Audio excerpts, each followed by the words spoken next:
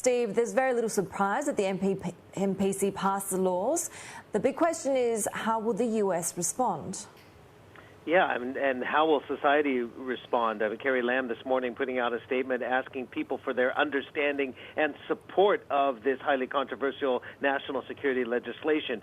She's appealing for understanding, but then again, the statement, if you read it, it has, if I may say, very little warmth. And I think a lot of people in society here, even those who are resigned to the fact that this national security legislation is going to be imposed on them, I think they're looking for a little bit of warmth and understanding of their concerns from the chief executive.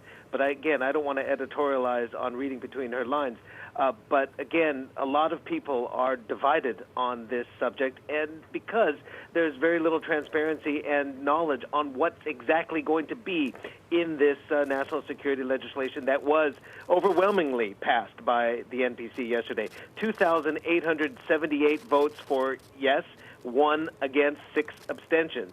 Some say it's a rubber stamp legislature. Okay, well, now it's up to the NPC Standing Committee to draft the official formalities and then implement it, sometimes perhaps by this summer. But you're right. The big question is, how much political capital will Donald Trump and the White House exert on this issue to put more pressure on China? We know he's taking, Twitter and Facebook to battle. Will he also stand up for Hong Kong? That is a big question. Larry Kudlow already saying Beijing's move was a huge mistake and will be held accountable. So he's going to have a press conference Friday in the United States to outline his response, which could include, of course, as a drastic step, eventually revoke the favorable trading status that the United States bestows on Hong Kong. Stephen, the UK also giving Beijing a warning. What's this about possible citizenship for some Hong Kong citizens?